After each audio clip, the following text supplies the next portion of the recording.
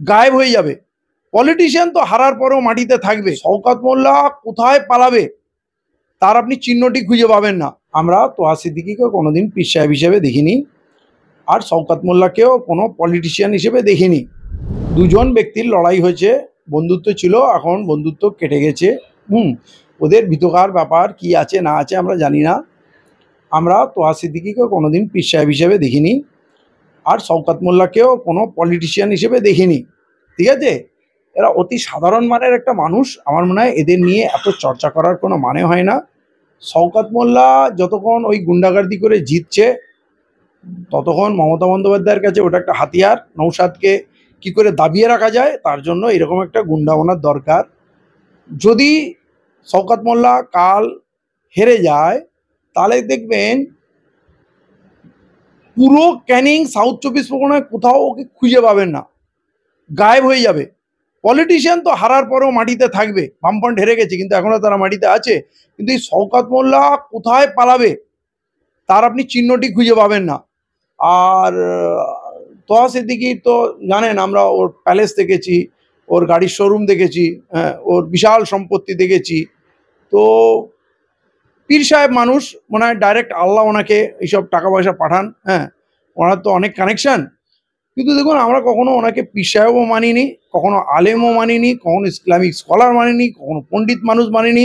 ওনাকে তৃণমূলের একটা মানে মমতা বন্দ্যোপাধ্যায়ের লেজুর ছাড়া আর এর থেকে বেশি দৃষ্টিতে কখনো আমরা দেখিনি।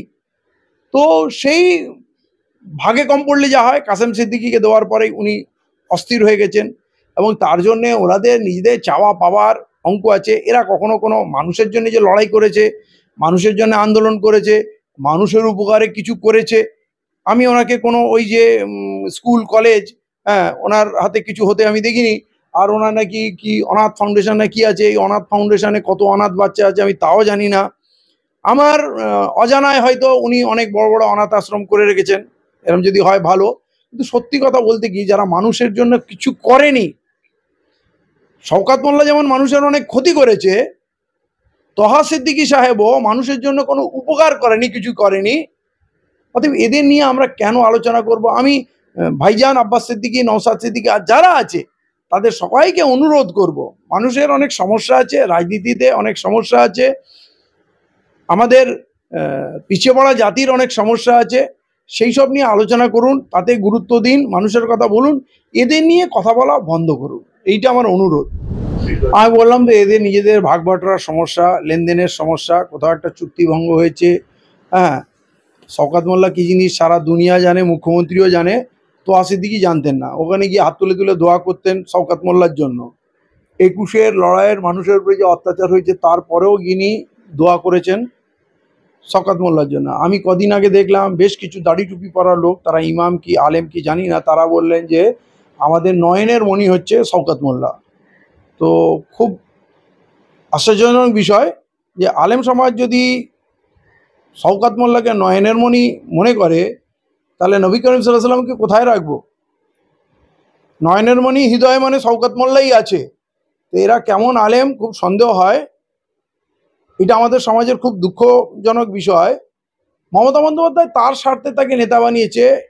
বামফ্রন্টের সময় তো এমএলএ ছিল না, গুন্ডা ছিল। মমতা বন্দ্যোপাধ্যায় তাকে এমএলএ বানিয়ে দিল, নেতা বানিয়ে দিল।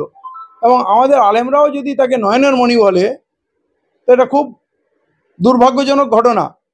কিন্তু দেখুন, এদের দুজনের ঝগড়া কাল হয়তো মিটে যাবে। কাল হয়তো দেখবেন শওকত মোল্লা আর তোহা সিদ্দিকী গলায় গলায় মিলছে, একে অপরকে মুখে মিষ্টি খাইয়ে দিচ্ছে, এদের ঝামেলা মিটে যাবে। তো ওদের ওই ঝগড়ার মাঝখানে আমরা কেন পড়বো বলুন তো? এই যে শওকত মোল্লা সাহেবকে যখন আব্বাস সিদ্দিকী যার নামের কুকুর বলেছিলেন, তো কিছু আলেম সমাজ যারা আমাদের মুসলিম ধর্মগুরু, তাদেরকে ডেকে নিয়ে ফতোয়া দিয়েছিলেন। তারা বিভিন্নভাবে শওকত মোল্লার পাশে দাঁড়িয়ে বিভিন্ন বক্তব্য দিয়েছেন। এটাকে আপনি কেমন ভাবে দেখছেন? হয়তো বললাম এটা খুব দুর্ভাগ্যজনক। ওই যে নটোরিয়াস ক্রিমিনাল, বা ওই ভাঙড় এলাকায় জীবনতলা বলুন, ওই ঘুটিয়ারি বলুন, এই এলাকায় যে ব্যাপক সন্ত্রাস করেছে, খুন লুটতরাজ করেছে, এইটা কারো অজানা নয়। তো ওখানকার আলেমরা কি জানে না?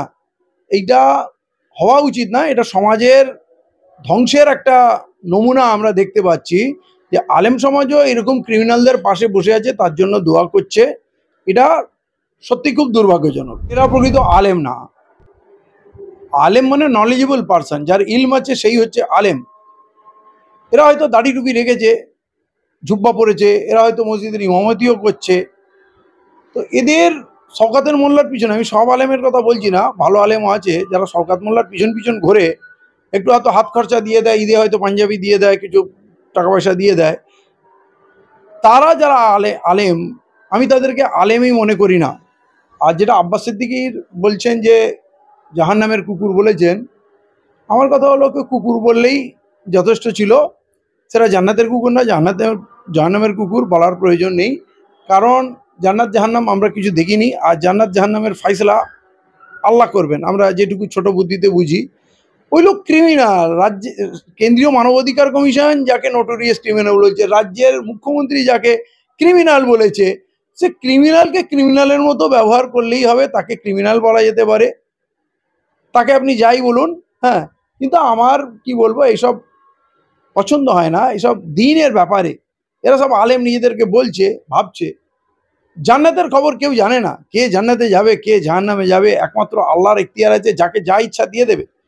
তো আমি এই কারণে জান্নাত জাহান্নামের তাস্কিরা করতে চাই না, আমি কোনো আলেমও না।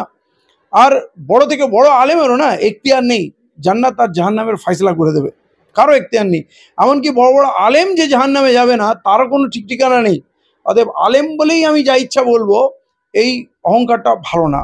দেখুন, আজকের যা বর্তমান অবস্থা, আমাদের এখানে সেকুলার পলিটিক্স বলতে সিপিএম ছিল, কংগ্রেস ছিল, অনেক ছিল, কিন্তু আজকের দিনে তৃণমূল একটি হিন্দুত্ববাদী আরএসএস এর সংগঠন এবং মুসলমানদের উপরে ব্যাপক অত্যাচার করছে, ওয়াকাফ সম্পত্তি লুট করছে। এবং শ্রীমতী মমতা বন্দ্যোপাধ্যায় যেটা ফাইনাল কথা, ওয়াকাফ নিয়ে কোনো কথা হবে না, কেউ যদি গুলোগুলি করো তাহলে আমার থেকে বড় শত্রু হবে না। আপনারা গিয়েছিলেন, আপনাদেরকে অ্যারেস্ট করে। হ্যাঁ, এরপর যারা তৃণমূল করবে আমার মনে হয় না তাদের মুসলমান বলা যেতে পারে। আল্লাহর সম্পত্তি নিয়ে আমি কথা বলতে পারবো না। ওয়াকাফ সম্পত্তি মানে আল্লাহর সম্পত্তি, তো আল্লাহর সম্পত্তি নিয়ে কথা বলতে পারবো না, বললে আমাকে মারা হবে, জেলে পোড়া হবে। এবং স্বয়ং মুখ্যমন্ত্রী বলছেন আমার থেকে বড় শত্রু হবে না। এরপরেও যারা মমতা বন্দ্যোপাধ্যায়ের পাশে দাঁড়াবে এই কথাটা শোনার পর, যে আল্লাহর সম্পত্তি নিয়ে কথা বলা যাবে না, তারা মুসলমান কিনা আমার খুব সন্দেহ আছে। যে আপনি পুরোনো কথা একটা উস্কে দিলেন যে আব্বাস সিদ্দিকী এবং কাশেম সিদ্দিকী, তারা আগে এই কথা বলতেন যে যারা এখনো তৃণমূলকে সমর্থন করবে তারা মুসলিমকে নিয়ে আপনি প্রশ্ন চিহ্ন তুলে দিলেন।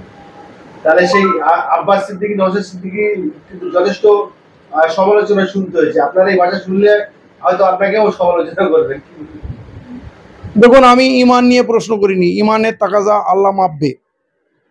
আমি যুক্তির কথা বলছি। যদি মমতা বন্দ্যোপাধ্যায় বলে যে আল্লাহ সম্পত্তি নিয়ে কথা বলা যাবে না, যদি কেউ বলে মানে গুলোগুলি করে যে এই নিয়ে কথা বলে, তাহলে আমার থেকে বড় শত্রু হবে না। এবং তার জন্য উনি ধুলিয়ানে প্রচুর মানুষকে জেলে বন্দি করে রেখেছেন, কেস দিয়েছেন, মিথ্যা কেস দিয়েছেন, এবং আমাদেরও জেলে পুরেছেন। এটা শোনার পরেও যদি কারো মনে একটু কষ্ট না হয়, আপনি বলুন তাকে মুসলমান বলবেন? এই কথাটা শোনার পরেও কেউ যদি মমতা বন্দ্যোপাধ্যায়ের, এবারে কার কতটা ইমান আছে না আছে সে আল্লাহ মাপবে, আল্লাহ বুঝবে, আমি সেই ইমানের কথা বলছি না।